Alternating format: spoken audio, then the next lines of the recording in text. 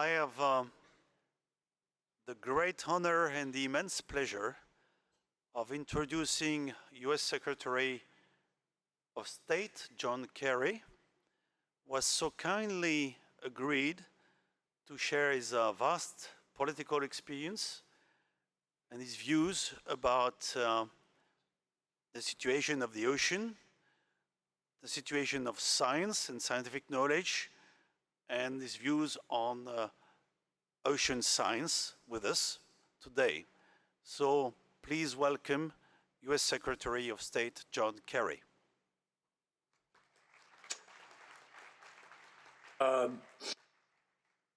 Thank you, Julian. Thank you, all of you, for the privilege of being able to share a few thoughts with you this morning. You are my dear friends who've been involved in this for so many years, a lifetime of your efforts. And I'm grateful for the privilege of being able to share a few thoughts with you this morning. They will be neither soft nor pretty. Never in my memory, and I've been more than 50, 60 years in public life, never has your knowledge and your expertise been more needed and more relevant than today. And never have we known, certainly in the modern world, a time where the life work of scientists is so openly scorned by those who claim, or ignored by those who claim to lead. So we're living in a very dangerous, fact-free, extremist vortex where people in high places and public responsibility simply dismiss or somehow besmirch scientific knowledge and findings of grave significance, in my judgment, and I think the judgment of most of you there. You know, Mark Twain famously said that a lie can travel halfway around the world before the truth gets its boots on. And now, obviously, it is a nanosecond that it can go fully around the world, and it does.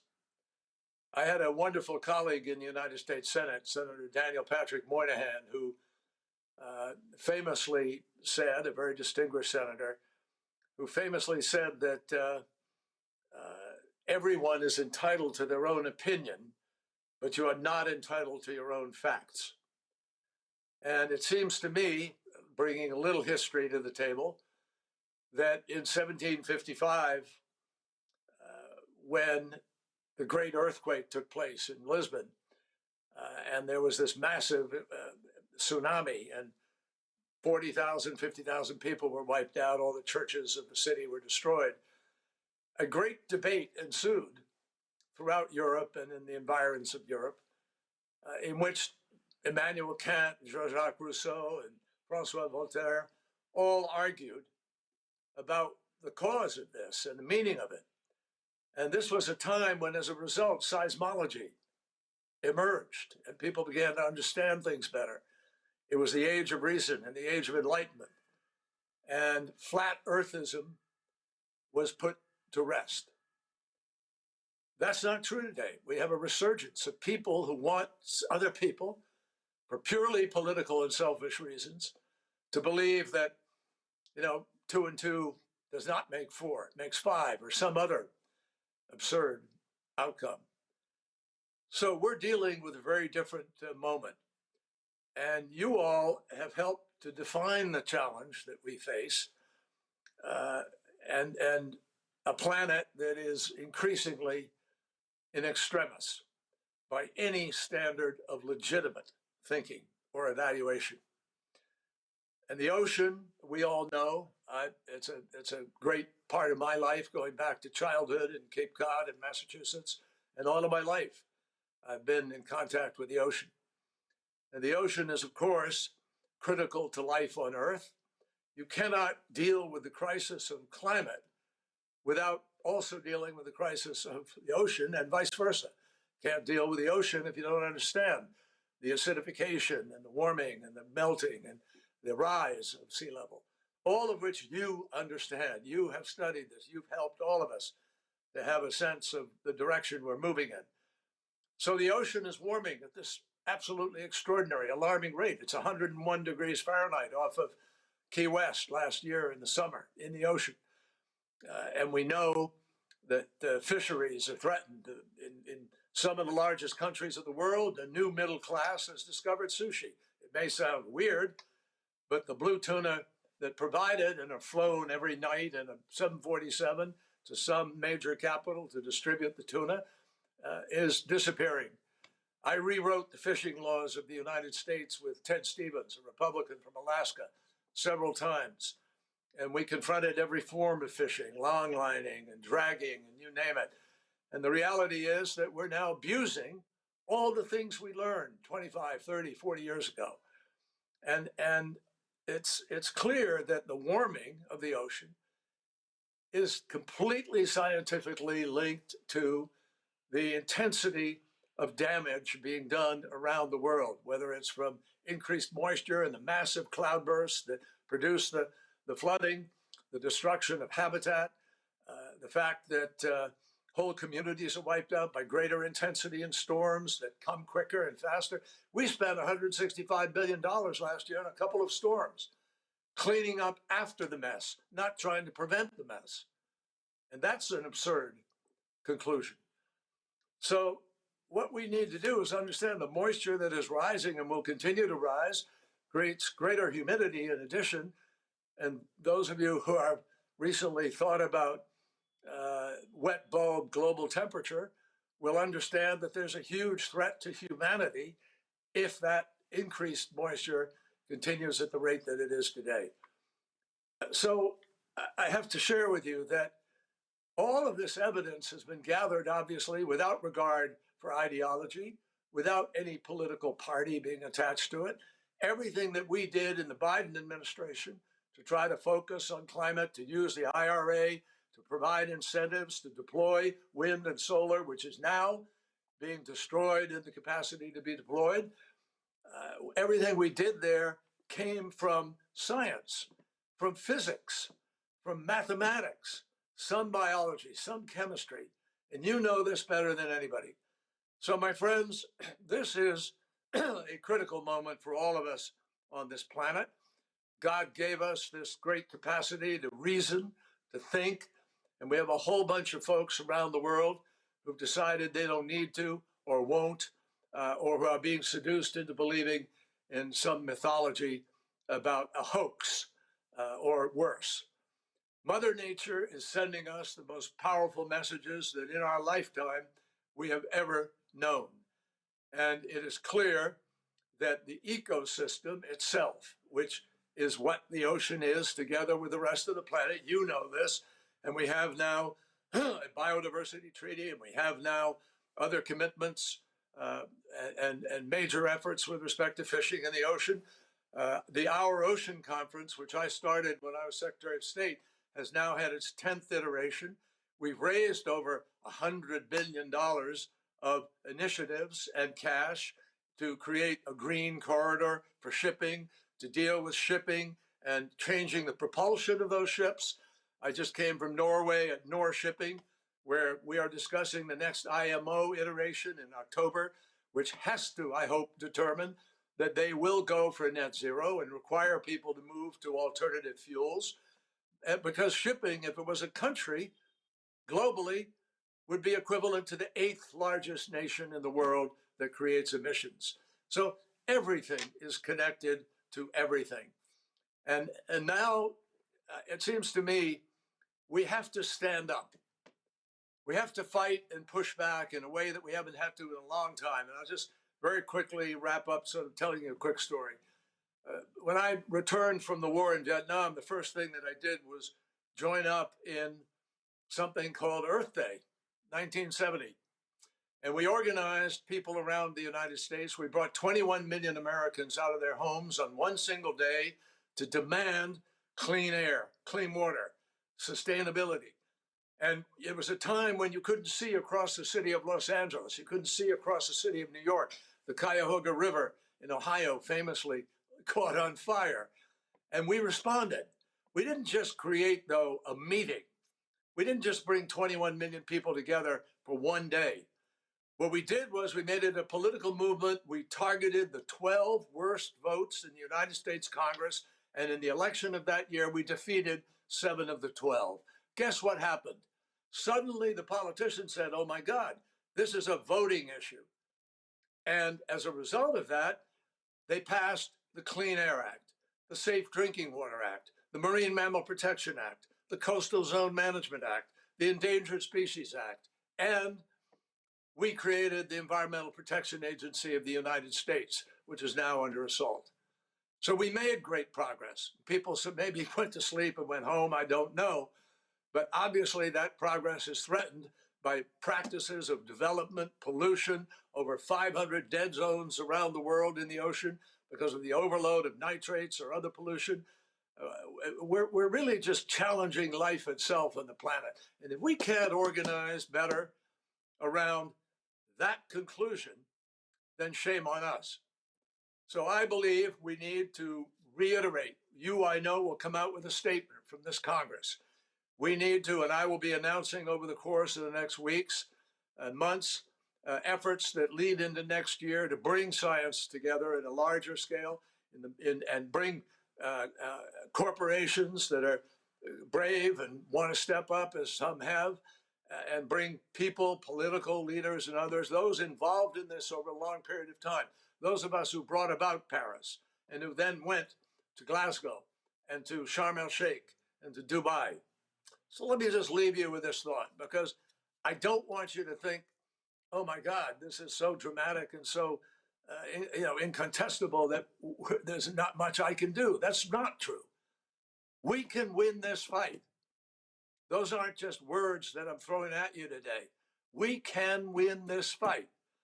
We know from what we promised to do, what corporations promised to do, including oil and gas, at Glasgow, Sharm el-Sheikh, and Dubai, we promised that we were going to transition away from fossil fuel, that we were going to do so according to the science, and we were going to do so reaching net zero 2050 and laying out the plans to be able to do that, and that we were going to establish a sense of urgency that made us accelerate in this decade. Well, a whole bunch of countries are not only not accelerating, they're reversing. And we know that China, which I've negotiated with for a number of years now, and my friend, and I mean my friend, Xi Jinping, my counterpart on the other side, he and I managed to find a way with the leaders of, with President Biden and President Xi to come together and create a union that helped to create Paris and helped to push us forward, so that at the final meeting in Dubai, China agreed to accelerate in this decade. China agreed to put on its NDC, all greenhouse gases, which includes methane, which obviously had been left out for a long period of time. So we made progress, at least verbally. We set a construct by which we all need to act and to guide ourselves. And China, just for example, has now manufactured and deployed more renewables than all of the rest of the world put together. And I am absolutely convinced that while they haven't said this publicly, not only have they peaked in their fossil fuel emissions, but I believe they will be going down because of this massive amount of renewable that is being deployed. We can do that in the rest of the world, folks. And we need to do it because those people who are arguing that you ought to use a combined cycle,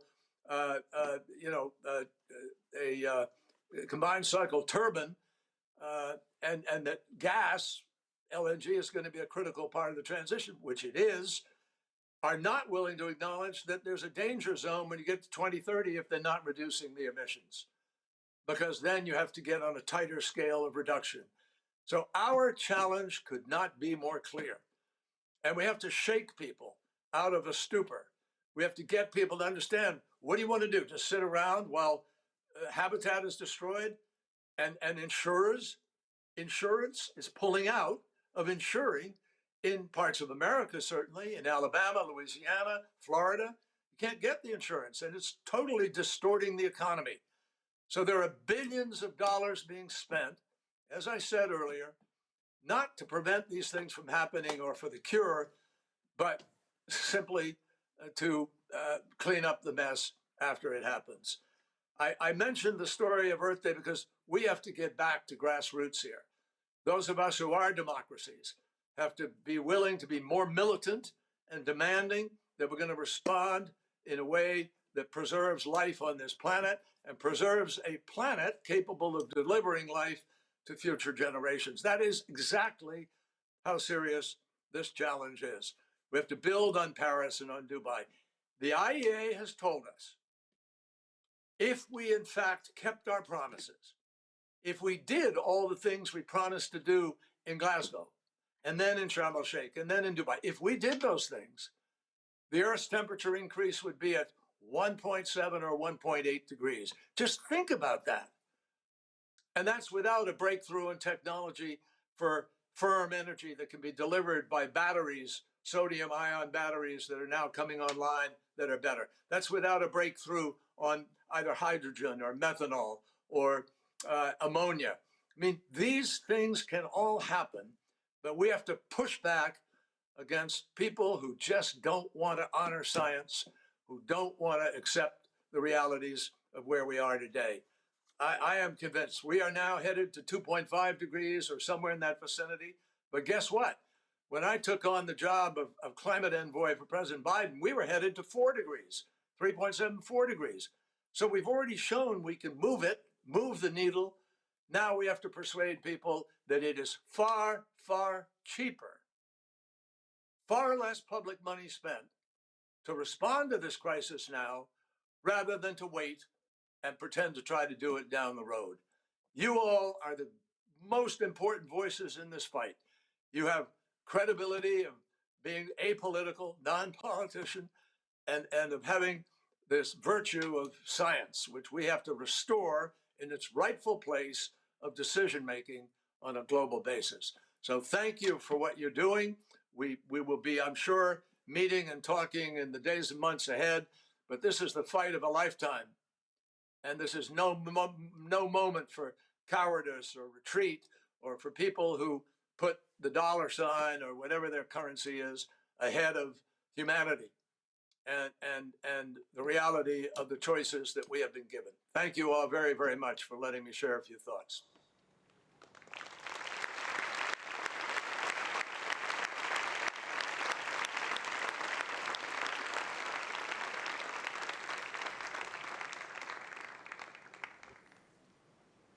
Thank you very much, U.S. Secretary of State John Kerry, for delivering this not keynote address, but this for sharing your views with us.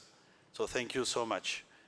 I have just a few announcements which are more practical for today and tomorrow. Regarding today, as was said yesterday by my co-chair, Jean-Pierre Gattuso, we are going to release the manifesto that you are kindly invited to sign. So this manifesto will be physically present on the board just out of room 1, in front of this room, and you will have the possibility to sign it. But I also invite you to sign it electronically, so you are going to receive an email with a link so that you have the possibility to sign this manifesto. Second, no other announcement for today. There is no rain planned today, so we should be able to eat quietly out of the building on the quay. Third, for tomorrow, we are going to start at 8:30.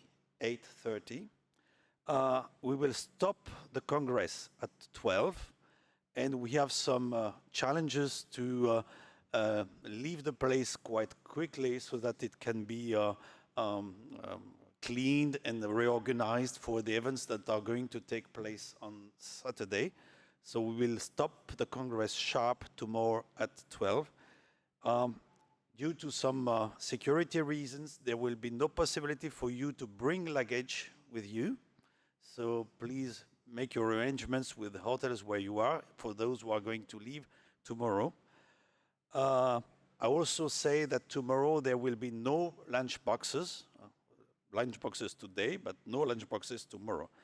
And my last announcement is that for tomorrow, during the keynote speeches, we will have the pleasure to welcome the minister who is in charge of ecological transition, biodiversity, forest, the sea, and fisheries.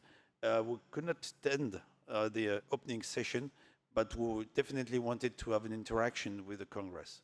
So she will be there probably tomorrow at 9 a.m. With that, wish you a fruitful day and nice keynote speeches.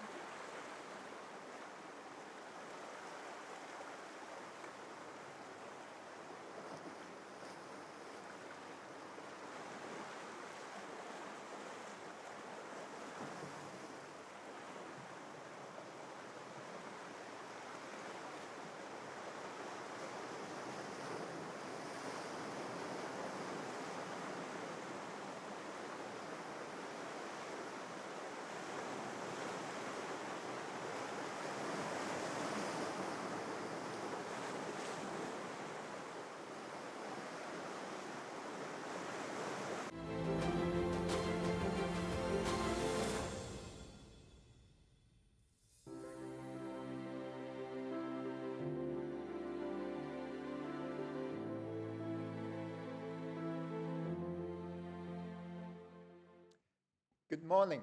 My name is William Chen. It is my honor to introduce the first keynote speaker of today, Dr. Yung Xin, Director of Research at the French National Research Institute for Sustainable Development.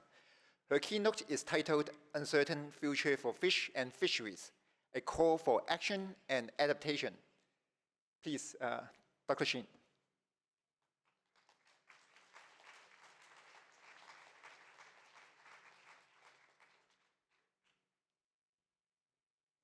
Thank you, William. Ladies and gentlemen, good morning. My slides are there. So I don't know most of you, but I know something that you share something in common. So indeed, I know that you check the weather forecast before coming to Nice. And in my extreme clairvoyance, I also know that some of you don't trust the weather forecast fully, but you still decided that it was enough information to base how you will pack a suitcase, despite the uncertainty. So after this little preamble that you might you might find a bit strange, I'll come back to it later. I'll take you to possible futures for biodiversity and fisheries. And before going to the future, let's start from the beginning today. So the status of marine biodiversity and fisheries. I will focus on fisheries and climate change because those drivers are both everywhere, absolutely everywhere in the ocean, but also we have a multitude of quantifications and projections at the global scale. So let's start with fishing. All of this you already know, but I think it never harms to remind facts, and actually I think we must remind facts always. So in face of the increase in seafood demand, the fishing power has kept increasing, so it is the light blue curve, multiplied by more than 7 since 1950. In the same time, you see the volume of catches, the tonnage, which has been stagnating for 30 years. So this is a clear sign of global overexploitation. And despite this stagnation of global catches, you have the proportion of overexploited stocks, which has increased steadily since at the same period. Now let's come to climate change, which already has clear effects. So it's not only a question of rising temperature, but also this projection you see up to the end of the century. You see the red curves or projections for the high emission scenario, the RCP 8.5. And you can see that the frequency of heat waves will be multiplied by 10. The the acidification, the pH will drop by 0.3 units by the end of the century. The level of sea will rise by about 1 meter, and the oxygen content will drop by about 5% overall. You know all of this. And what's the impacts on biodiversity? So we have a diversity of models combining the physics and the biology and integrating the impacts of climate change on fish physiology, on mortality, for example, due to heat waves, migrations, habitat loss, the seasonality of reproduction, the plankton blooms, for example, and all the cascading effects on the food web. Here again, red curve, high emission scenario. You can see that a set of 10 models, the best ones in the world, have produced this ensemble modeling and project that fish biomass will drop by about 20%. And this is, I should precise, this is only climate change. No fishing, no pollution there, so this is quite conservative as a projection. And is this one right? I'm shouting. And this projection hides a more worrying situation, that of contrasted geographic patterns. So you can see that the zone in the intertropical area are the most affected in terms of species richness. So all orange, red, are due to projections of the high emission scenario. At the same time, you can notice in this map, by the yellow dots, that those countries in the intertropical zone are those which rely most heavily on fish as a source of animal protein. And most of all, these countries are the ones which have the highest growth rate projections for human populations. On top of that, you will have loss in agricultural yields due to climate change again, so huge problem of food securities. There's actually a huge problem of unequal access to fish resources. As you can see, the blue, the darker, the more fish is consumed. You can see all of this is concentrated in the northern hemisphere, and at the same time, you have huge problem of loss of species biodiversity in the tropics. If you have a look at what happens for the African continent, you can see that the export value of fish from the continent don't stay in the continent, but is outside, most of it outside the continent. The clear problem of access to fish resources, and this doesn't account for all the catches made by the European fleets, Russian fleets, Japanese, Korean, Chinese in African EEZ. So what to do from this situation? What futures can we project ourselves in, and which actions to envisage? And this is where all our work as scientists come in, our work on scenarios. But scenarios are not predictions. They are plausible and often simplified description of how the future may develop based on a coherent and internally consistent set of assumptions about key driving forces and relationships. Sorry, my glasses. And report of IPBES showed that these scenarios were hugely powerful to help to shape long-term strategic policies, prompt informed management actions, raise public awareness on future threats, and also to reconcile divergent views on present-day issues, because it's often more easy to agree on future objectives than on solving current problems. But there's a but. They should be applied with care, taking into account uncertainties and unpredictability associated with model-based projections. And indeed, there's a multitude of uncertainty sources in the whole process of projections, coming from the errors in observations that feed the models that themselves have errors in their structures. And also you have complexity of scenarios with uncertainty about the storylines and their parametrization, right through to the interpretation of projections and the use in decision tools. So the task is and looks daunting, but science has progressed very fast. So the knowledge we've already gained about those projections doesn't allow us to take uncertainty as an excuse for inaction. And actually everyone, you, around you, we are every day confronted to an uncertain present and future, but it doesn't preclude you to take actions, decisions, based on your perception of reality, and this is where I'm going through. So I will take an example, this umbrella. So should I take or should I not take my umbrella? And I think everyone here in the room, absolutely everyone once in their life have wondered if they should take their umbrella. So let's see what it entails. So you have two scenarios, no probability associated to these scenarios. These are not predictions, remember. So what does it mean? It depends on the weather forecast, right? So you have P, a probability that it is sunny weather, and 1 minus P that it is rainy. So these predictions are given by models. And then comes your values in colors here. These are my values of the day, but you may have different ones.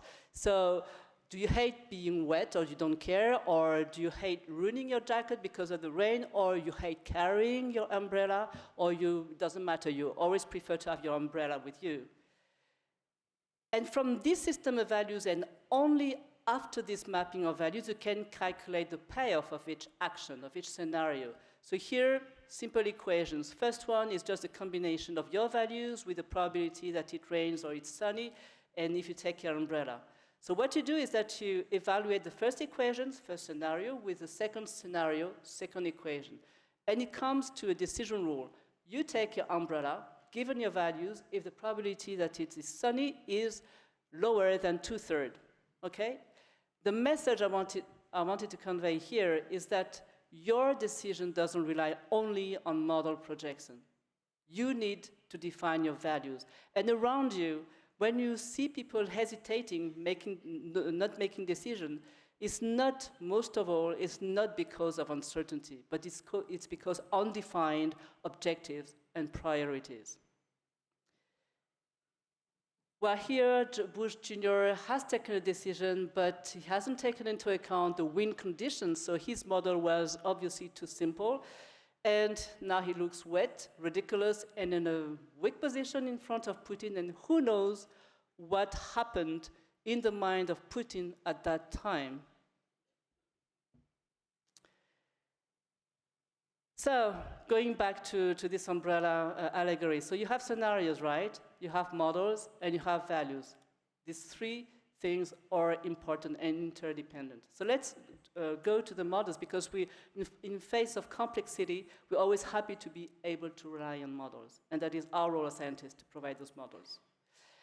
So our models are just a facet of reality, so we may wonder with this famous allegory of the elephant, if all models are wrong. Well, I would say rather that we have a mosaic of models now in science, in fisheries science, and they're all complementary because they provide different facets of reality. But we need to be careful to be as integrative as possible. And models result from simplifications of reality in different ways. And you see here how amazingly you can recognize an elephant from the simplest representation to the more complex. Even that one. But of course, some models are more relevant than others. So I'll show you some work we've done. So this is maybe one of the most complex models we've developed in the Mediterranean Seas, coupling a physical model at the bottom to a biogeochemical model to a fish model. And you have like the distribution of fish species, et cetera, et cetera. You have the whole life cycle of fish which is represented, going to growth, reproduction, migration, et cetera, from the egg stage to the larvae, to the juvenile, to the adult, looking at the size of fish, the trophic level, the spatial localization of fish. So This is all the species which are represented in the model, 100 species of fish and macroinvertebrates, and you follow the whole life cycle. And this is at the cost, this complexity is truly at the cost of a huge availability of huge data set and knowledge. We require more than 140 data sources to estimate 3,200 parameters. So in a way, you could consider this model as a huge synthesis of decades of scientific surveys and studies. So what to do with these models? One example of scenarios we can make with this kind of models is to project what would happen in different types of marine protected area scenario. You can go and see Clea, she can talk about her presentation 2 days ago. So here you have 6 different MPA scenarios. I won't go into details. Yellow is the current network that you extend. Gray is the random networks. And the color ones are based on the literature, on scientific recommendations. What you can see on the plots is that all fish, the large fish, indicate a benefit from the MPAs, whatever the scenario. And these science-based scenarios seem to do a better job than all the others, whether inside or outside MPAs. And you know that fish size is so important in the Med Sea. When you look at functional groups, what you see is that there are winners and losers. Clearly, MPAs benefit the large demersal fish, large pelagic, large benthic, in green, to the detriment of the prey. If you look at the catch, you have the same, and you have a clear drop of catch in small pelagics. So, if you look independently what we did with this same model in terms of climate change projection impacts, you can see that the winners and losers are totally reversed. On the contrary, according to this scenario, the winners would be the small pelagics, and the losers would be the large demersal. So it would be interesting to combine those 2 scenarios to see if MPAs could help to dampen the effects of climate change. And this is what Clea did, so you can go and see her. All that to say that, sorry. So what to do, you see many of these types of projections in the scientific literature and during this conference, but what to do with those when it goes to decision making. Actually, there's still a gap between these projections and decision making, and for people to get appropriate with these projections. And actually, what I could say is that all those projections at global scale or regional scale or miss the link with the local scale and what happens to those people who are directly hit by the different pressures and where locally actual management measures happen. So this is where, in our team, we were wondering what to do, and we decided to downscale all those drivers and impacts at the local scale by engaging stakeholders. And this is what we did in the Gulf of Lion, in the Med Sea, French Mediterranean coast. And at the onset of the project, we wanted just to look at the climate change impact and the loss of fisheries resources, what I showed earlier. It was in 2019. Since then, you know what happened. COVID, fuel crisis, inflation due to Ukraine war, etc. So we adapted ourselves to our environment. And also a surprise was that the crisis the fishers themselves mentioned for them was the management measures. So we included it. So we went on the field to interview semi-directively about 50 fishers. And what is interesting, I won't enter into details because you have a nice poster by Ignacio, is that all of the crises were not all negative to all fishers. And you can see, for example, for the COVID, 1/4 of the fishers were positively impacted by the COVID crisis. On the contrary, oil and inflation were negatively impacting everyone at different levels. So in face of this situation, what to do? What adaptation responses have been deployed locally? So I won't go into details. You can't read anything in terms of options. That doesn't matter. Just look at the color. Orange color, the assets were dominant for the short-term crisis. COVID, fuel, inflation. Assets, financial aid was hugely important to adapt to those short-term hitting crises. On the right-hand side, you have the long-term, mid-term crisis, climate resources management. And there you can see that the gray zone, the flexibility, was very important to adapt to those long-term crises. But flexibility is also very important for the short-term crisis. And you all know that it is so difficult to include this flexibility in models and scenarios. So we missed something there. In blue, long-term crisis, right-hand side, and that is maybe the result which was the most appealing to us, blue is learning capacity.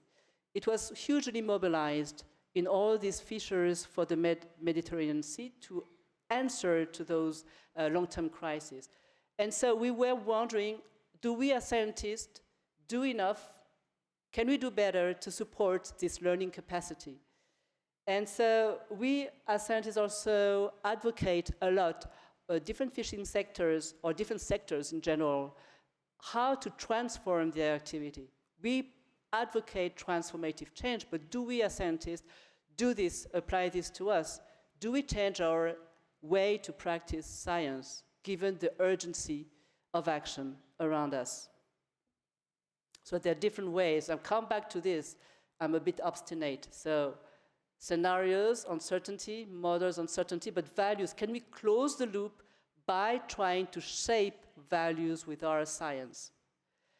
And so that is what we kind of try to do. So we try to explain our results. So when I say explain, it's not showing the results, but explain what's behind the scene. So we made up this educational game based on the very complex model I showed you in a very simplified manner, but it is to point out the key assumptions behind the model and to point out, to explore the different sustainable management scenarios. So you can have the role of a fish species, of a fisher, of a manager, and you can experience climate change. You can feel also what it entails about management measures such as reduction in fishing effort or marine protected areas, etc. So this was a fun way for us to explain what's behind the scene. Another way, it's an example again, is to engage stakeholders to co-build knowledge. So we co-built scenarios for the future locally for the French Mediterranean Sea. And based on those narratives, we helped fishers and their representatives to project themselves in the future by showing them in a short video displaying scenario SSP1 and SSP5 in the Med Sea. So you can have a look with this QR code to this short video if you are interested. This work was led by Adrien Chevalier. Lastly, and this is something that is close to my heart, is to try to raise impact, try to impact people maybe more strongly in different ways. And so I'm talking here about the junior company, a dance company, Steps for a Change, which was created at the occasion of the global report of IBES in 2019. And since then, we have different projects about environmental issues. So here, the children dance. They represent the next generations that we are responsible for, and they engage themselves in a process where we need to think with our mind, but we also need to embrace with the heart. And this can help us all to move to action because emotion clearly helps to shape our values, always. So come and see them at Monaco on Sunday in the Blue Economy and Finance Forum, or look at the QR code, you will see them dancing. So just to conclude, if you think of an umbrella, please think of the values. And don't be afraid to hesitate, to be hesitant, or to have doubt, because maybe doubt is what makes us humans and not artificial intelligences. And I'll leave you with this quote of Bertrand Russell. Thank you very much.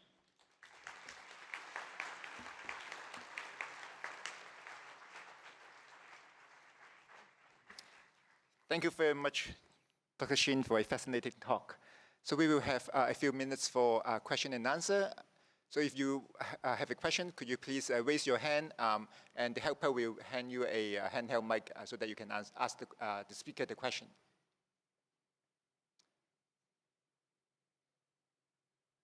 Yes, Manuel, please. Yes, good morning. Manuel Barange from FAO.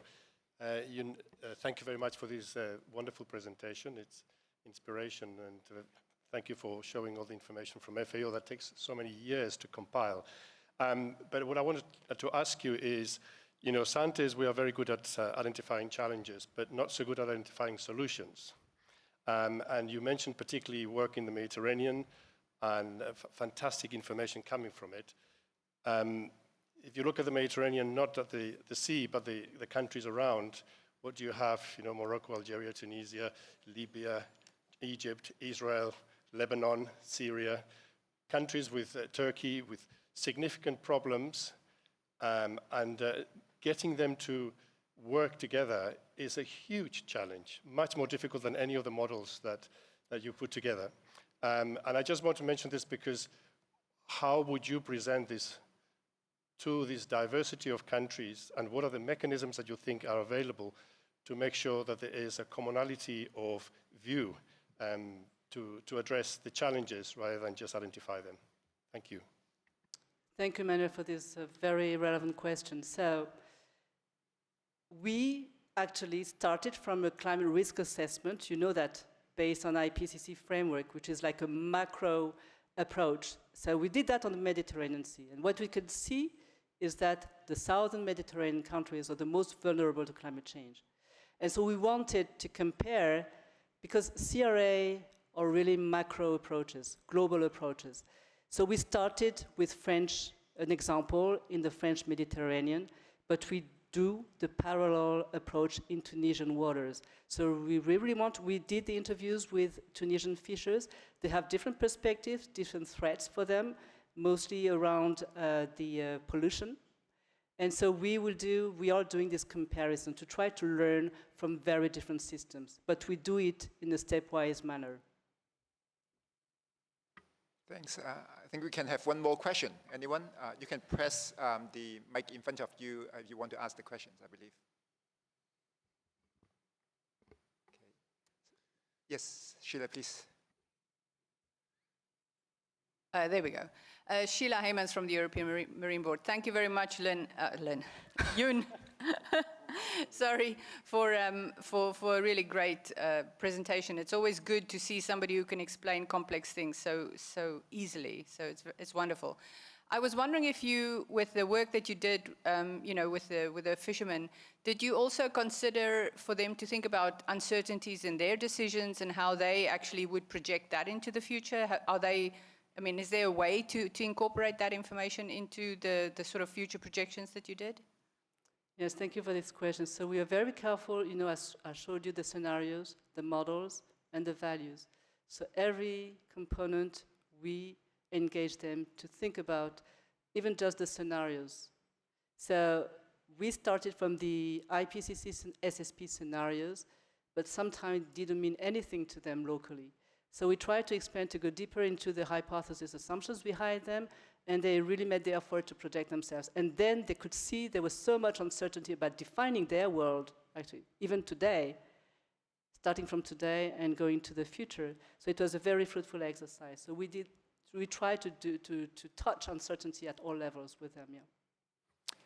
Thank you so much, Dr. Shin. So please give Dr. Shin another round of applause.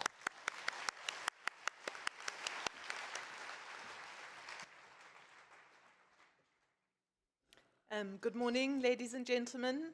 I'm Janine Adams, and it's my great privilege to introduce our next speaker, Christina Hicks. She's a globally recognized environmental social scientist and a leading voice on equity and justice in marine and coastal systems. Christina is a professor in the political ecology group at Lancaster University in the UK. Welcome, Christina.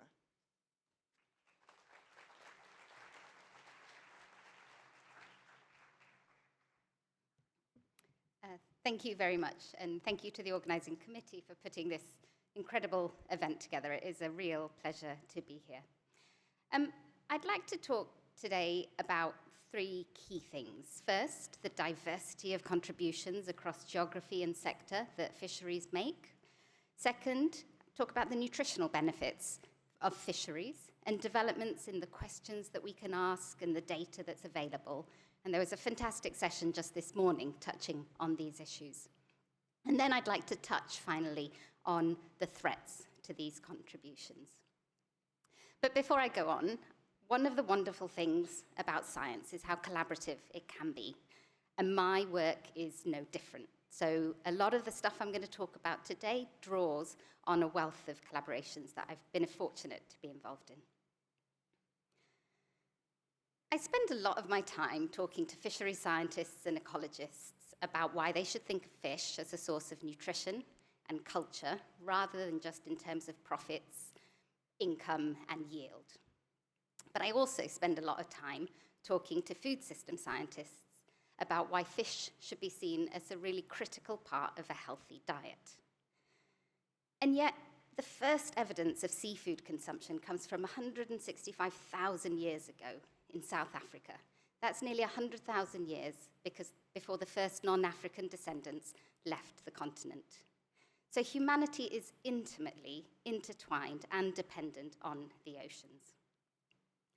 This sense of the oceans being overlooked often leads us to global statistics to demonstrate the huge importance of fisheries and aquaculture to economies and diets.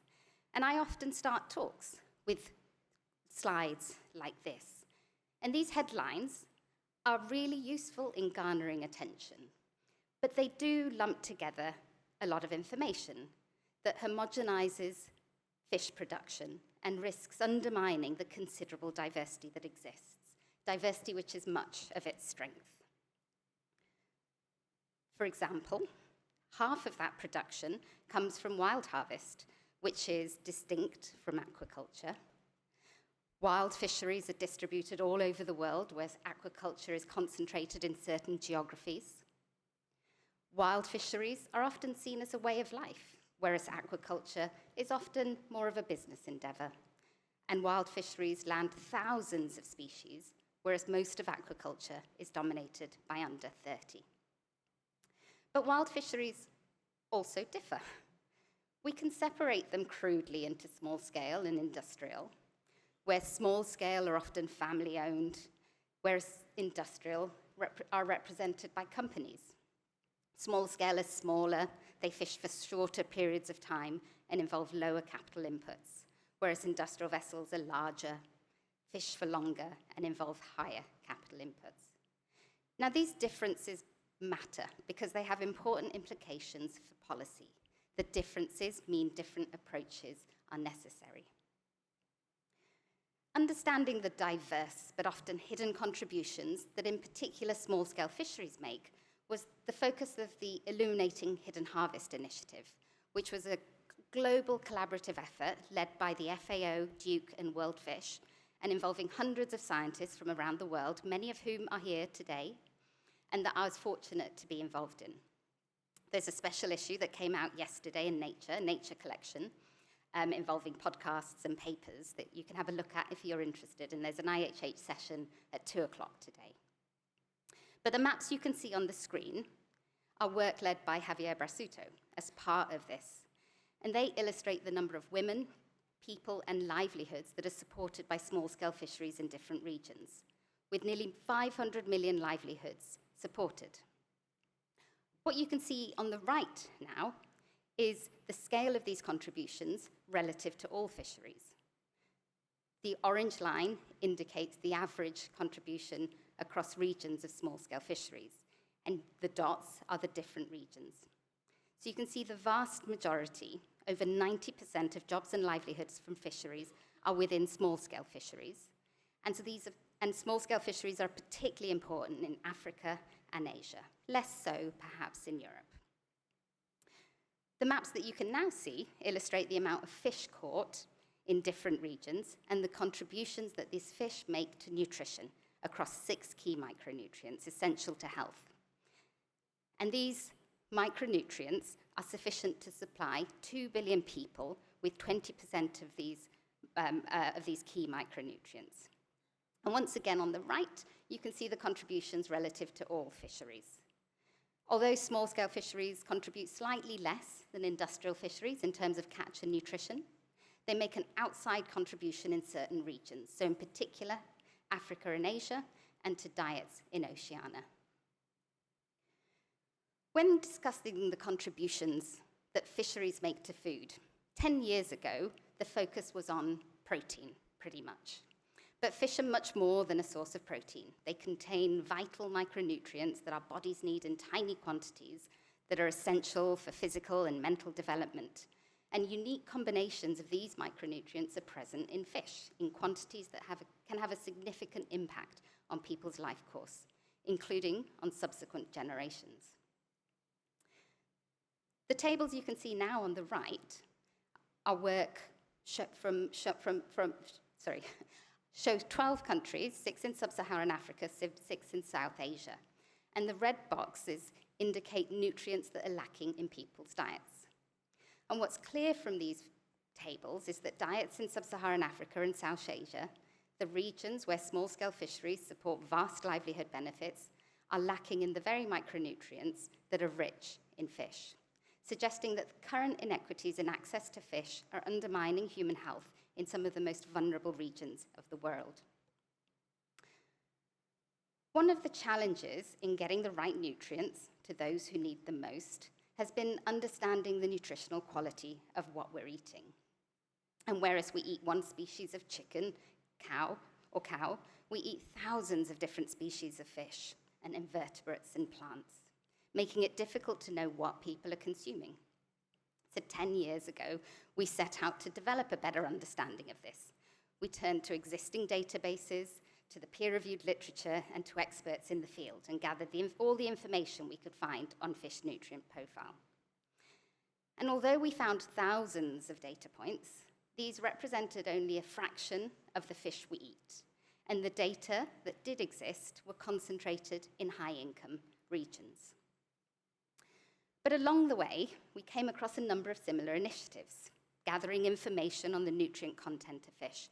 And so we formed a community of practice to enable harmonization across these different databases, sharing of best practice, and to develop clear guidelines for those wanting to use and access these predominantly open access databases. Anyone interested in the community of practice can contact either me or Kendra Byrne, Marianne Kejevold, and Thierry Somerson. But the data that we do have has enabled us to develop predictive models for the species where data were missing. For fish, as I'll show you now, but also in a forthcoming paper for invertebrates. And these models have helped us understand the characteristics of key nutrients. For example, small species in a tropical regime tend to be richer in calcium, iron, and zinc. Species with the pelagic feeding pathways, and those found in higher latitudes, so in polar regions, tend to be richer in omega-3s. And although higher trophic level species tend to have higher concentration of protein, the effect size is pretty small. So for all practical reasons, when it comes to when it comes to protein, a fish is a fish, but for all other nutrients, it does matter what you're eating. So these models have allowed us to ask a whole new range of questions, because we can fill in all of those gaps until more data becomes available. And this has enabled us to ask questions at the intersection of ecosystems, nutrition, and justice. So for example, we can now begin to ask what the impacts of climate change are likely to be on the nutrients available.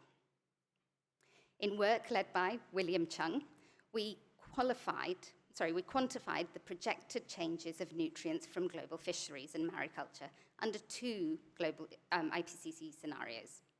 Under a business as usual scenario, we found that up to 2100, we can expect losses of over 30% in terms of nutrients today. Whereas if we're to meet the Paris climate targets, which we're not on track for, these losses would be limited to 10%, really underscoring the urgency of action on climate change. But worryingly, when we split the changes into tropical and extratropical regions, we see that almost all of the losses are to be felt in the tropics, the regions where today micronutrient deficiencies are most prevalent. But these are also the regions where small-scale fisheries are most important, underscoring the urgent importance of effective and transparent fisheries governance in these regions. Given this context, in work led by Ifremer, we were able to contrast the vulnerability of fisheries to climate change and to fishing. The 2 ordinations that I'm going to show you are the same. The left-hand side highlights countries with lower nutrient-dense catches, and the right-hand side with higher nutrient-dense catches. The y-axis indicates vulnerability to fishing, and the x-axis, vulnerability to climate change, with higher vulnerability higher up or further along the axis. Overall, countries, and especially those with nutrient-dense catches, are less vulnerable to fishing than climate change. And there are very few countries that have high vulnerabilities to both, giving us some cautious optimism. Overall, countries, and especially those with nutrient-dense catches, tend to be less vulnerable to fishing than climate change. Sorry. But sorry, my apologies. But unsurprisingly, as you can see in the red box here, vulnerability to climate change is high, still high for 40% of countries. We've also been able to ask questions at the core of distributional equity and justice, including where all these nutrients are found and who gets to eat them. Early on, and for every coastal countries, drawing on data from the Sea Around Us project, as well as FAO for comparison, we quantified the nutrients that were currently being caught in a country's EEZ and contrasted that to what the coastal population needed. So up the y-axis here, you'll see the nutrient yield scaled to the coastal population within a 100-kilometre band. The black line across the middle is the yield needed to meet the nutrient requirements of every child in that 100-kilometre coastal band. And then along the x-axis is the dietary gap, so what percentage of their requirements are currently missing.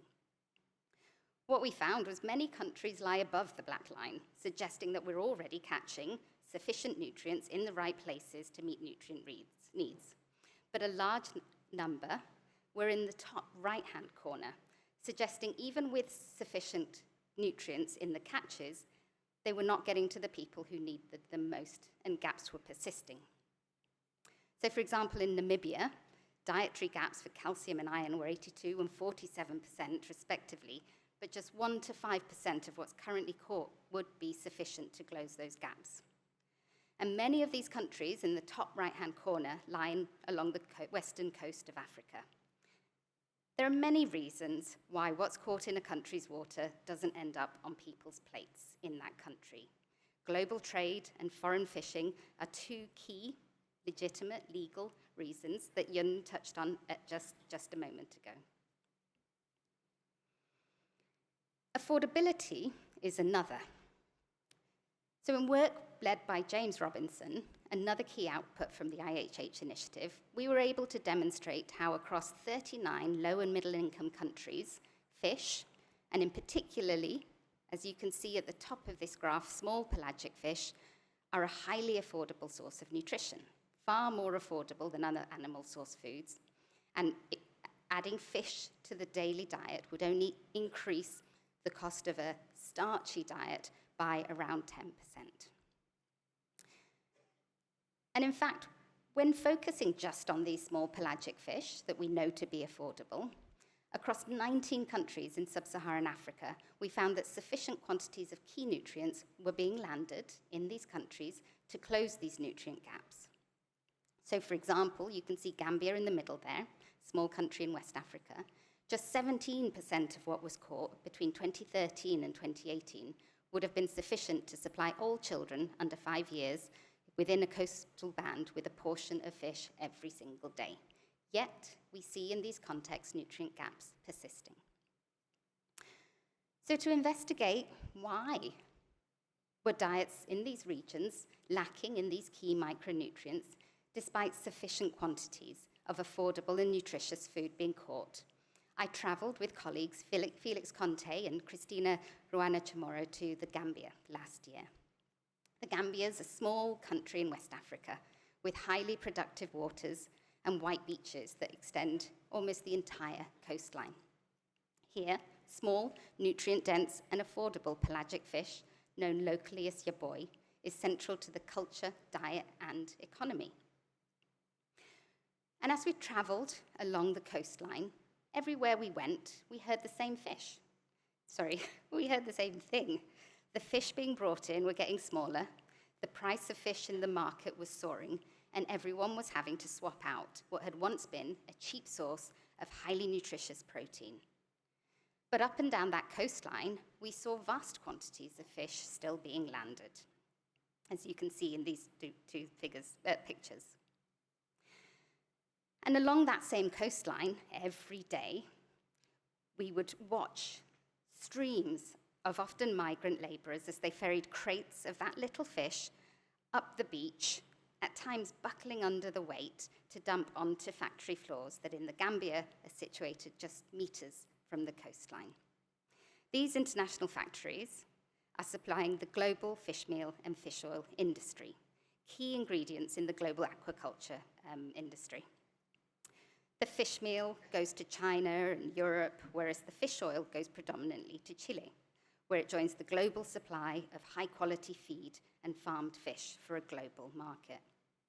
These pictures that you can see were taken by our colleague Mustafa Mana, who was one of the first voices in Gambia who started highlighting this as an issue locally.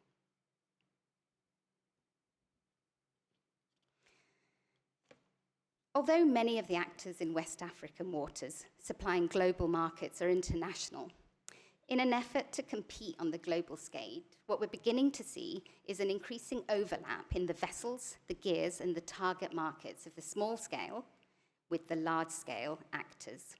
As vessel sizes grow, because there's an incentive now to invest in bigger boats and supply the factories. And although these changes may provide access to a global market, to higher prices, and governments with valuable foreign revenues, they fail to address any distributional inequities, as fish flows increasingly from where purchasing power is greatest rather than need. And in many contexts, the frameworks and the systems and monitoring are not in place to ensure that the rapid increases in short periods of time of exploitations are monitored and regulated. What we find is that fluctuations in the global demand of fish meal and fish oil, driven by these new investment opportunities, that even if slight on a global scale, is driving these new unregulated investments in West Africa. And in turn, management is struggling to respond. Fish catches continue to increase. When one fish species becomes overexploited, another one is substituted in its space, despite over 10 years ago, some of these small pelagic fish being identified as overexploited. And these losses are felt hardest amongst the most vulnerable in society. So just to wrap up with a few final thoughts, we are already catching enough fish to support the livelihood and dietary needs of some of the most vulnerable people globally. But flaws in our food system, often opaque patterns of fishing, concentrated global markets of trade and investment create inequities that harm people and planet and undermine ecosystems. We do need better systems to trace the interconnected dynamics of fishing, investments, and trade, and to ensure the benefits are equitably distributed. Diversity is inherent in small-scale fisheries, and that diversity is really worth protecting through recognizing customary systems of governance and protecting it for its livelihood, nutritional, and environmental benefits. Climate change is undoubtedly altering aquatic systems in catastrophic ways, but small-scale fisheries are and will remain a critical source of livelihood and nutrition in low-income countries. This means fisheries management has never been more important, and we do need investments into equitable and inclusive approaches. Thank you very much. There's many people to thank for this work. I've put up some groups up there and individuals.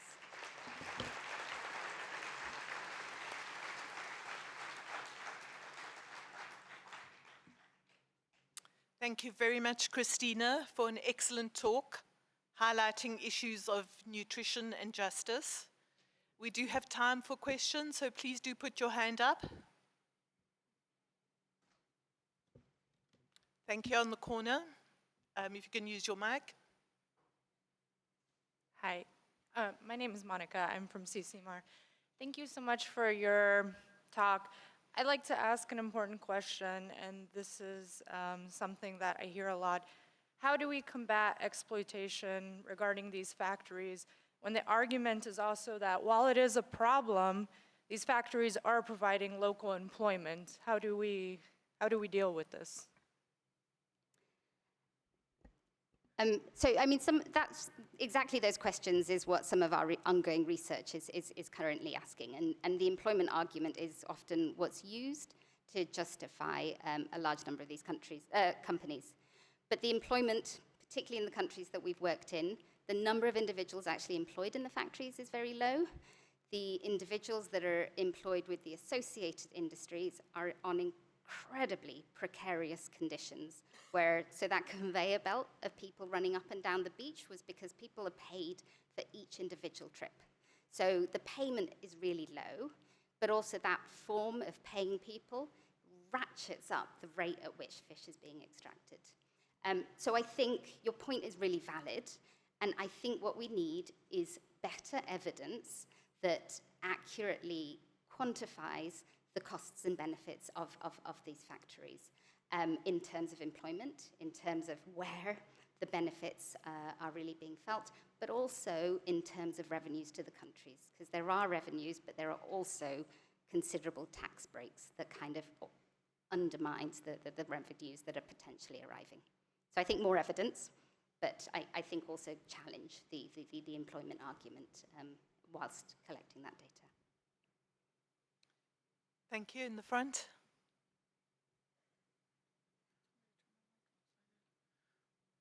Okay, thank you. Thank you, Christina, for a wonderful presentation, as always. Manuel Barange from FAO again. First, just two comments, actually. I wonder whether you would like to comment on the second comment. The first one is to thank you for bringing nutrition close to the issues of fisheries, because this in FAO we're fighting for a long time on this.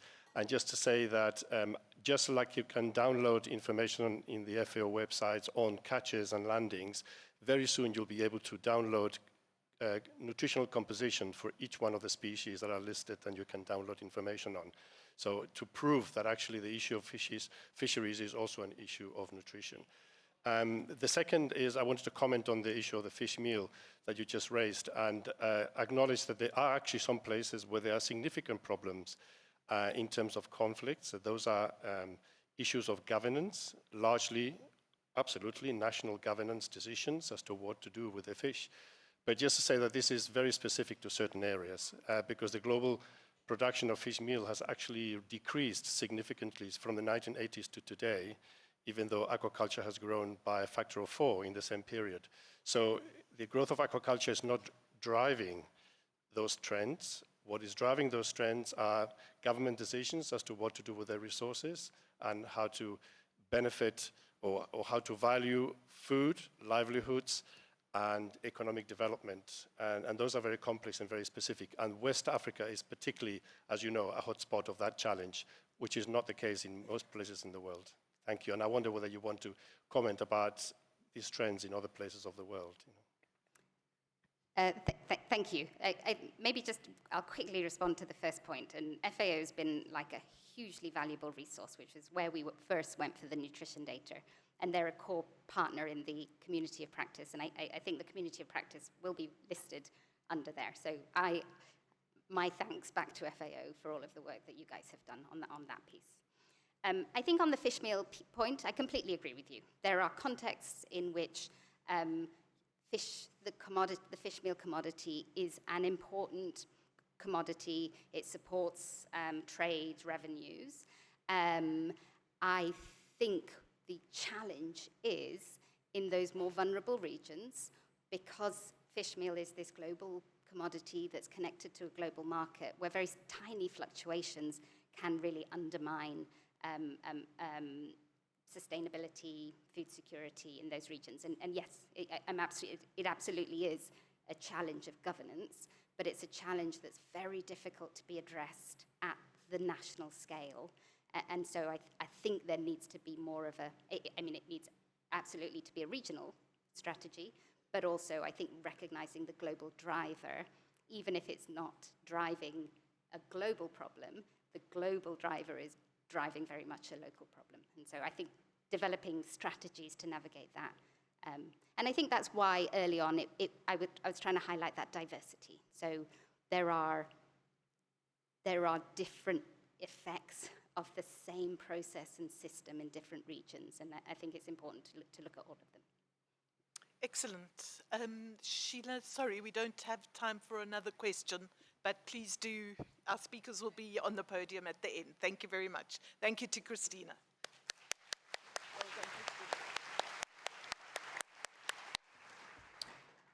Thank you. I'm honored to introduce the final keynote speaker of today, Professor Corinne Lecquerie.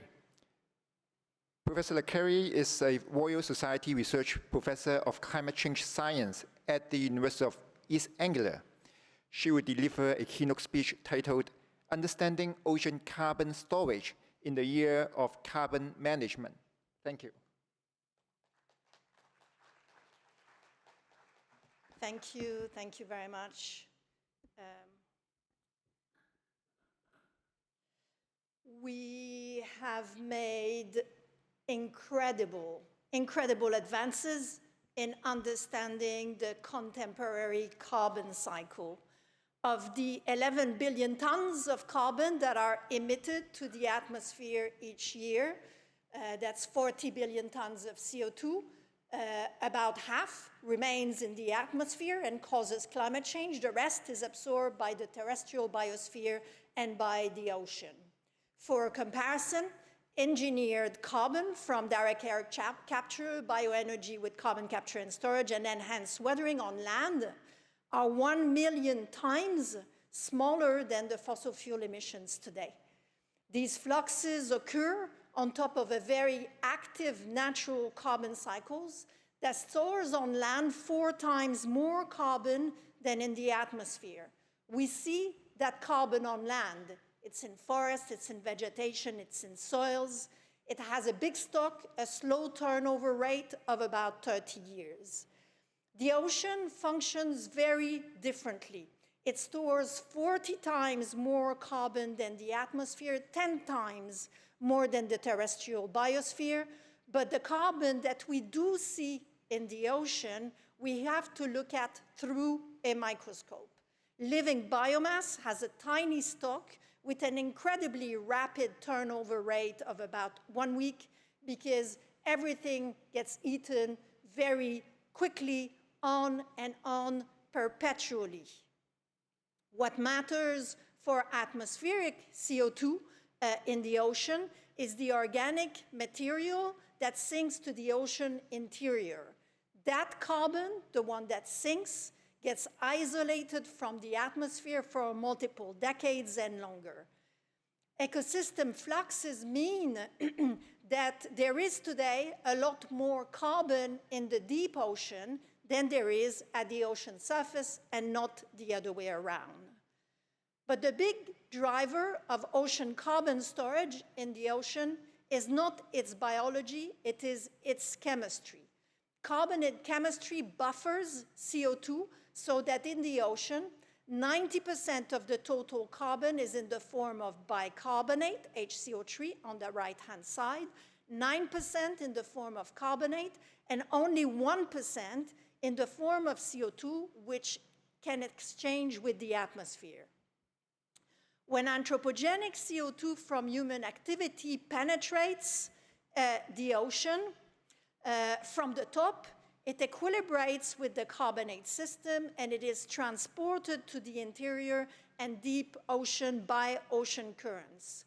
To a first order, marine ecosystem carbon fluxes on the right-hand side are largely agnostic to anthropogenic carbon because they are primarily limited by nutrients.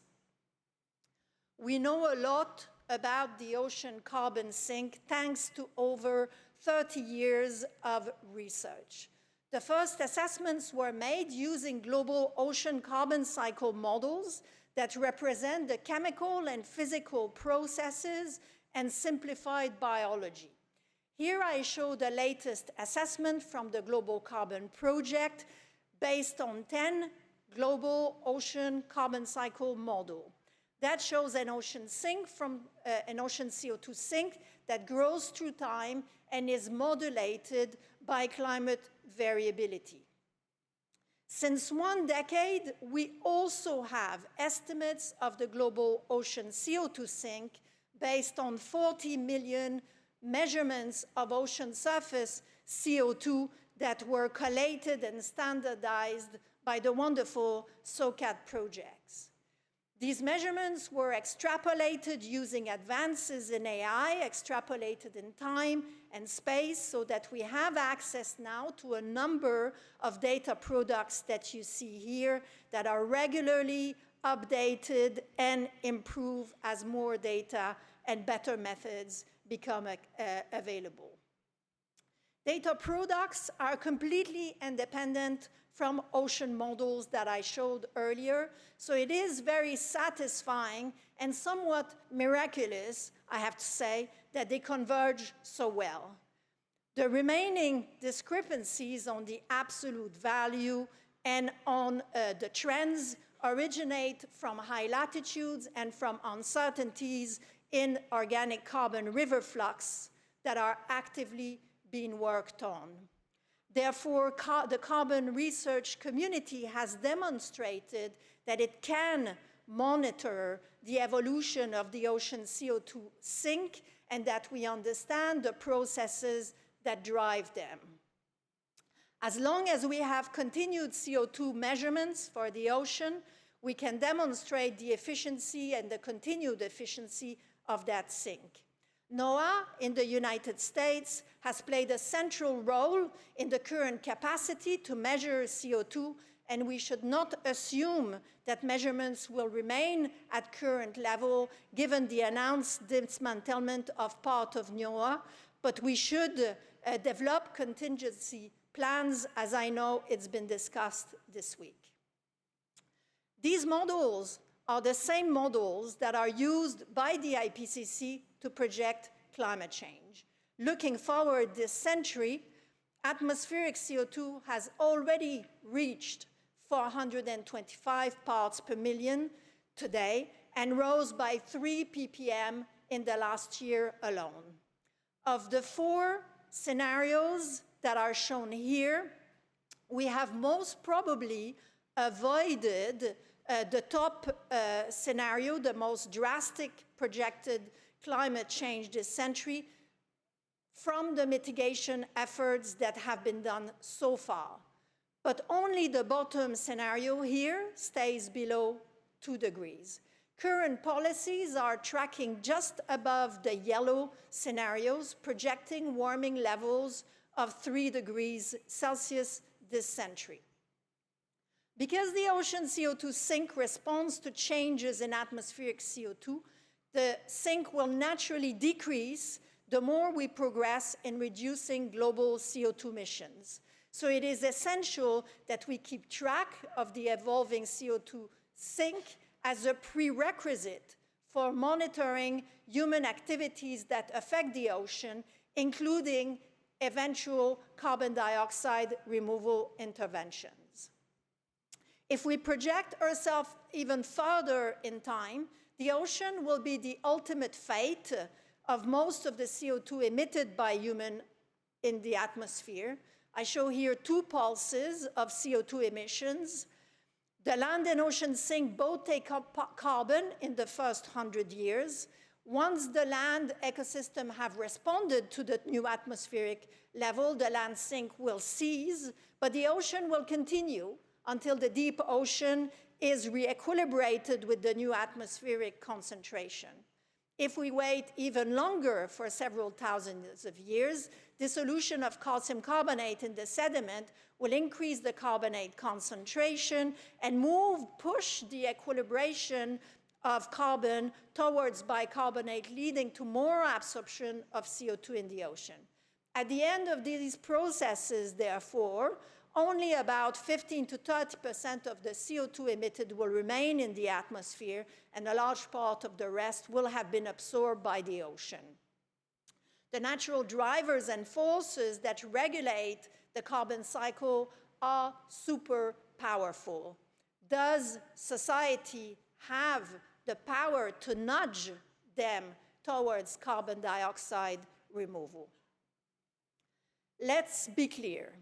We are not here talking about replacing decarbonization.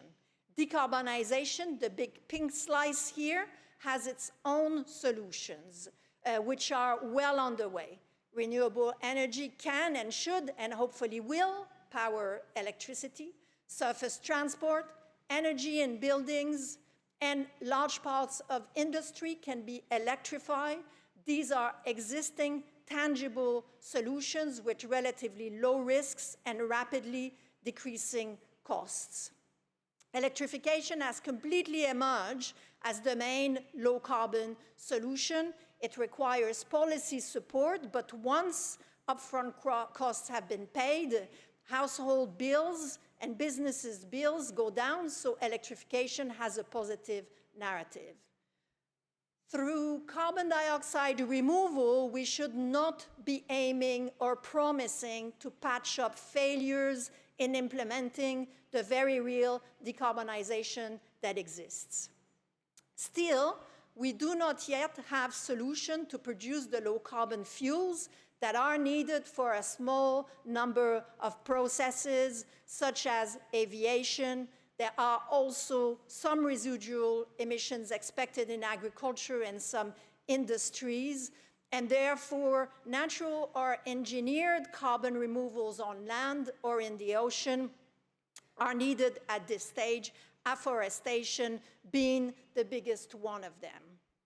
I want to stress, though, that the size of the residual emissions after maximum feasible decarbonization has been decreasing over time, largely due to advances in low-carbon technology. If needed residual emissions turn out to be zero, it would be a success for humanity to avoid the need for engineered removals. For now, though, carbon dioxide removals remain essential to achieve net zero and tackle climate change. Can we therefore achieve substantial carbon dioxide removal in the marine environment in the way that work to enhance or accelerate natural storage of carbon in the ocean? This is a question that has been at the heart of many of the discussions in this Congress. Focusing on ocean storage only for now, many options have been proposed that alter different components of the natural carbon cycle. These include blue carbon, iron fertilization, artificial upwelling, direct CO2 removal, and ocean alkalinity enhancement. These are very different methods, but it is easy, at least conceptually, to get a sense of what they are trying to do. Chemical methods, such as ocean liming, aim to push this equilibrium reaction, the chemical reaction, towards the right-hand side and enhance the natural buffering capacity of the ocean. This mimics natural weathering process. It also mimics dissolution of CO2 from deep-sea sediments that occur over millennia. It is thus akin to nature-based solutions despite the focus on ocean chemistry rather than ecosystems. Artificial upwelling is intended to bring nutrients up to the surface to enhance productivity, but it is difficult to do this while leaving the deep waters rich in carbon to leave the carbon behind. Biological methods aim to enhance ecosystem productivity with the expectation that this will lead to more storage in the sediments if it is done in the coastal ocean, and in the ocean interior if it is done in the open ocean. The method that has been the most extensively studied is iron fertilization. There is plenty of unutilized nitrogen, which is shown here at the ocean surface in various parts of the ocean, namely in the Southern Ocean, but not only. Because phytoplankton are limited by iron in those regions. 13 ocean iron experiments took place in the 1990s and 2000s, which were very exciting scientifically at the time, and it works. Those experiments demonstrated that adding iron led to enhanced productivity literally triggering some pretty spectacular blooms, some captured by satellite, as you see in the middle here. Moreover, iron fertilization favored diatoms, which are large phytoplankton with dense shell that have helped enhance carbon export. The resulting enhancement in carbon export was less clear because many experiments were too short, but where it was measured, carbon sink increase. So far, so good. Still, the proposed method has failed on safety and effectiveness grounds. Enhancing iron fertilization in iron-limited regions mean that other nutrients get used up, and therefore they're less available to support productivity elsewhere. In the middle here, you see a model experiments of the change in productivity, and you see decreases in productivity that can occur hundreds of kilometers away from the fertilization region. Moreover, the changing composition of nutrients and ecosystem can have effects on other greenhouse gases and can also lead to deoxygenation in low oxygen regions.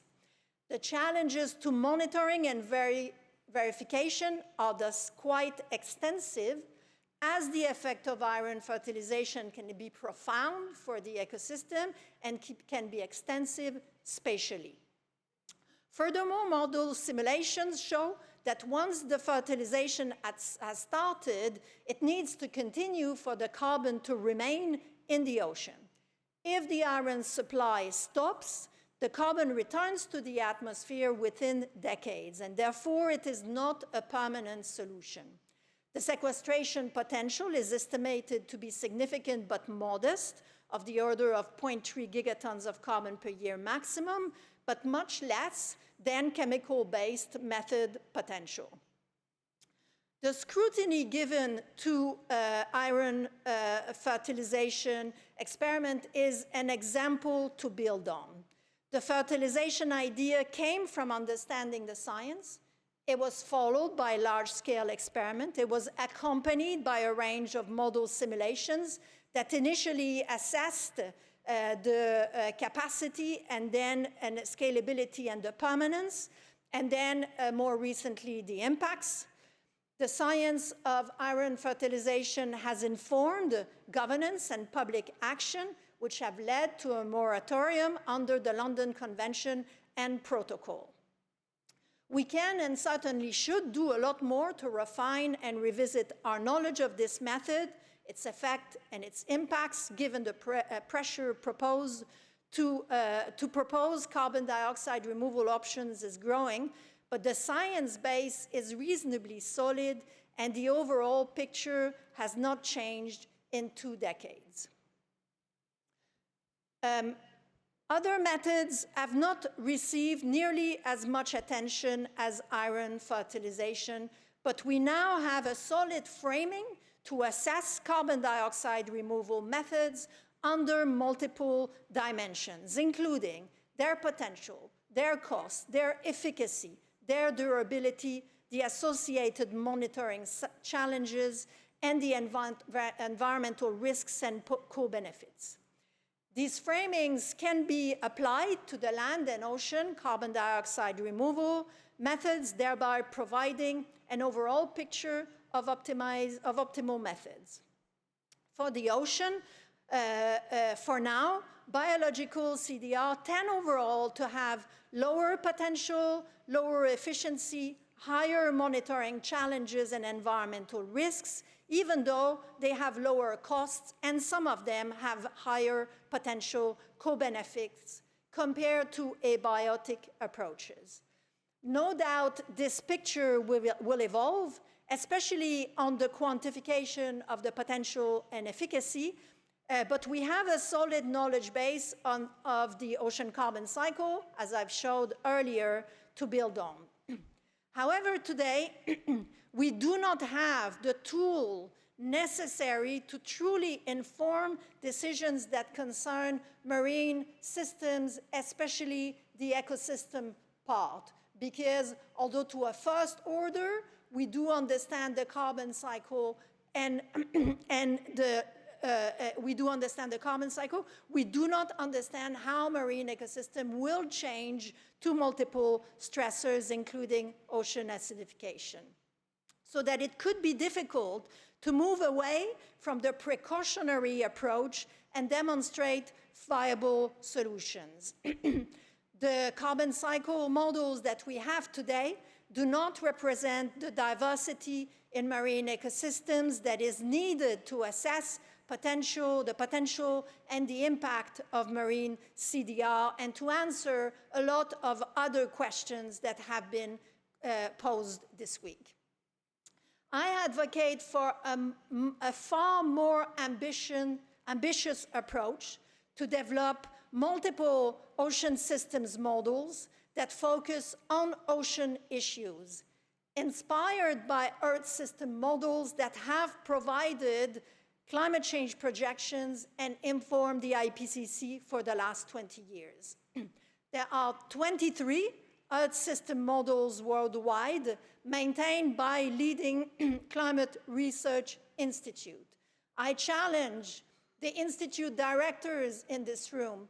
I challenge the leading scientists, the leading observationalists, the supporters of science to produce within a decade 10 ocean systems models maintained by leading institutes, informed by the best observations that can produce reliable marine productivity biomass and carbon export to the deep ocean projections to inform the ocean challenges that we face today.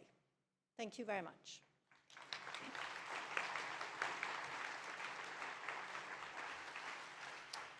Thank you so much, Professor LeCarry, for an amazing talk. Now, for anyone who want to ask the questions, please raise your hand.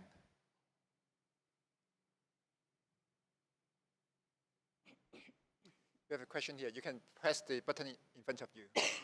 Hello, thank you for your presentation. I had a question about the CDR.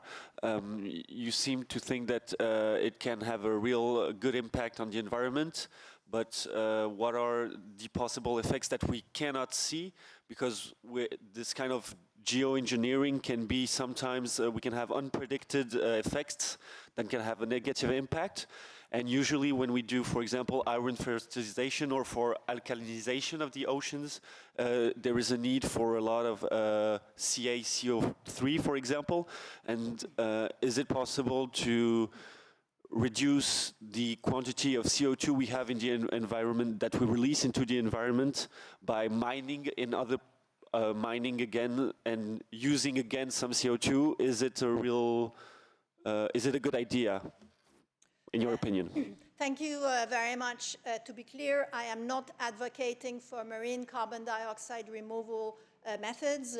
I am advocating to enhance the research and understanding of these methods because they are considered and they might be needed eventually. There are really very real, extensive impacts of many of these methods, both for their implementation. For example, liming would need grinding of rocks, at least some of them. There might be implications also regionally, definitely for the ecosystems.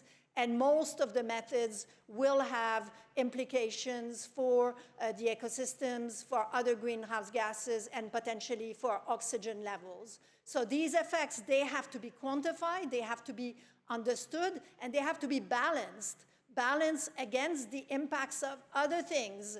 For example, I have mentioned that 15 to 30% of the CO2 emitted will remain in the atmosphere. It is possible that 30 years down the line, we find that this level is actually way too high for the safety of future generation, and we want to lower that level. At that point, we need the knowledge to make sound decisions. Thank you. Do you have any other questions? Sheila, please. Oh, sorry. Please, please go ahead. So this is Afra Halafman. I have a PhD in marine science from Saudi Arabia. I feel like my voice is so I have studied ocean fertilization a long time ago, and I do remember clearly when I heard that John Martin, back in the 90s, said, "Give me a ton of iron and I give you an ice of age." It was really nice to hear that, and I think it was so promising back then. But I know also by studying this project that this has been stopped for a while and discouraged internationally because of the possibility of having increased toxic organisms, or also having increasing harmful algae bloom, or even unknown new species introducing to the ecosystem and to the food web. So my question is, do you think from your experience that it's better if we look at the technologies that we can reduce carbon dioxide emissions from the land instead of focusing on the ocean due to uncertainty of what the possible effect of these technologies in the oceans? And I know now the biotechnologies has really been increased now to be applied on land, like bioreactors and other technologies. So I would really like to hear your opinion. Thank you. Thank you so much for this question. There are a lot of moving parts around us. There are government discussing policy actions. There are also businesses trying to do their part. Some businesses also developing carbon dioxide removal credits as a business. And we have to produce here, the scientific community, we have to produce the science to inform what is happening out there. And that includes studying the potential and limitations and impact of the proposed method over the ocean. Clearly, if you ask the question to answer more directly, would it make more sense to go over land? Certainly, afforestation is an option that is real, that is big, that is controllable to a limit, and has a lot of potential.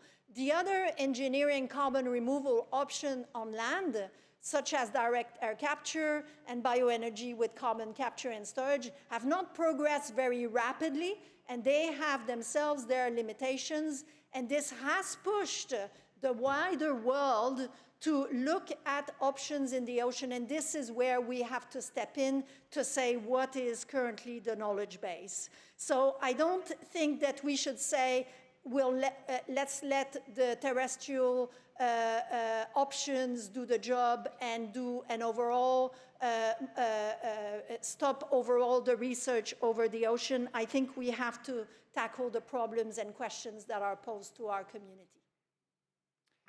Thank you so much. Thank you, Professor LeCarry. Thank you. And I would like to express our sincere thanks to all the three keynote speakers for their excellent talk that connect to many of the research topics and presentations that are given here. So let us give them a final round of applause for their excellent talks. And this concludes this plenary. Please enjoy your lunch.